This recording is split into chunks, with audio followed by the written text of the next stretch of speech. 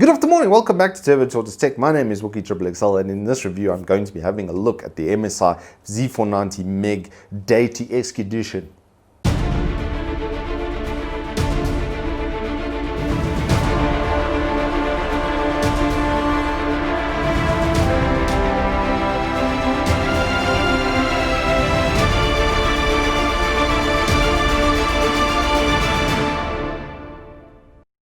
Alrighty, so we have this ridiculous motherboard from MSI, and it is coming with a rather hefty price tag of half a small car. It's like 24,000 Rand worth of motherboard.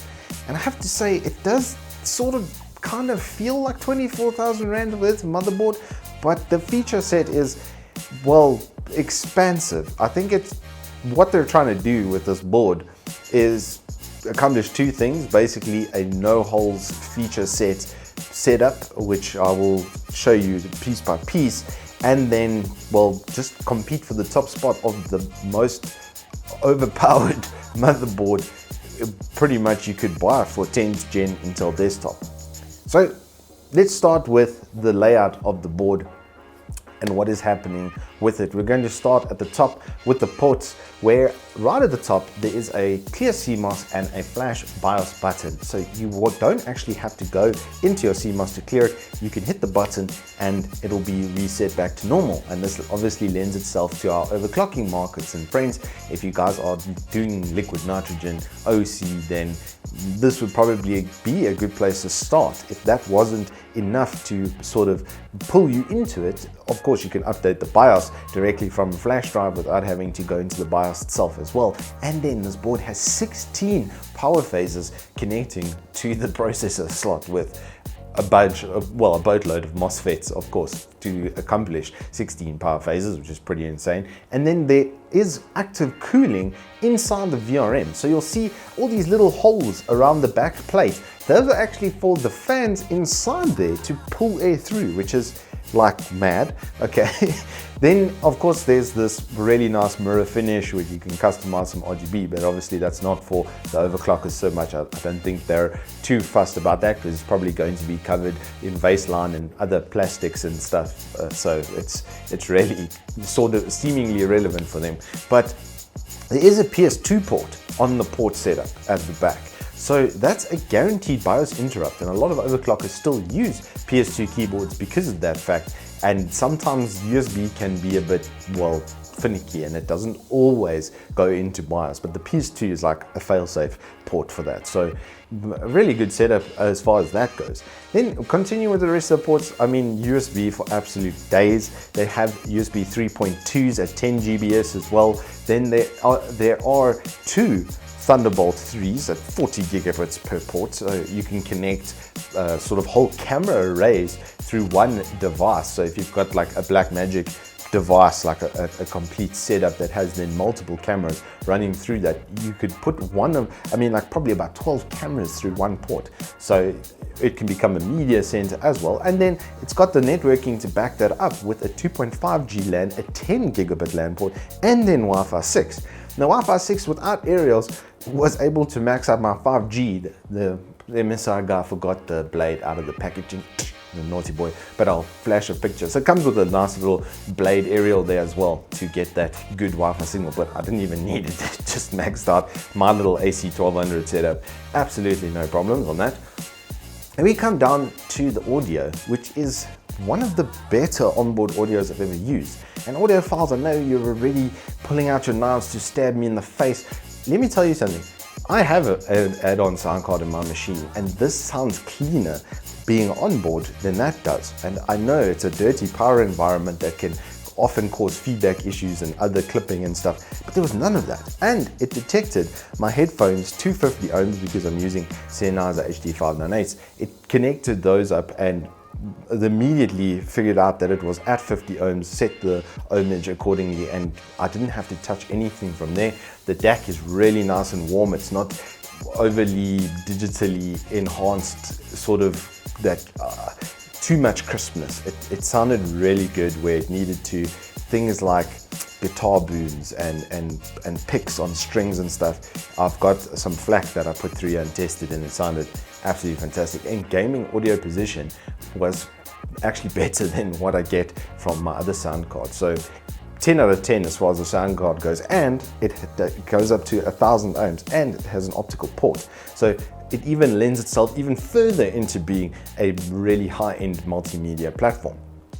Then we get to, I would say, probably the parting piece of this whole setup is the M.2 formats. So there's two 110mm and an 80mm underneath the shroud, which I'll flash an image of for you.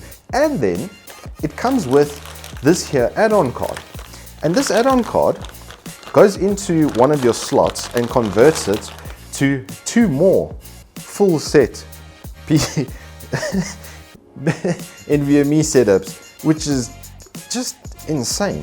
And they've basically double taped almost every surface on these sort of things. And then this thing acts as the heatsink for the M.2 cooling, and it's got a fan on top of it. So you can put 5 M.2s in the system, which is firstly a massive expense, and I don't think you'll be worrying about that too much. If you are spending 24,000 Rand on a board, then that's probably the least of your worries. But the package inclusion for all of that is kind of mad. And we got, you know, the package itself with the cables and stuff that come with it. There's braided SATA cables, you know, like everything has just been dialed up to 11 sort of thing. You've got connections all over the board, like 4 or 5 RGB, JRGB connections. I haven't even physically found them all. I mean, there's tons worth of extra connectivity.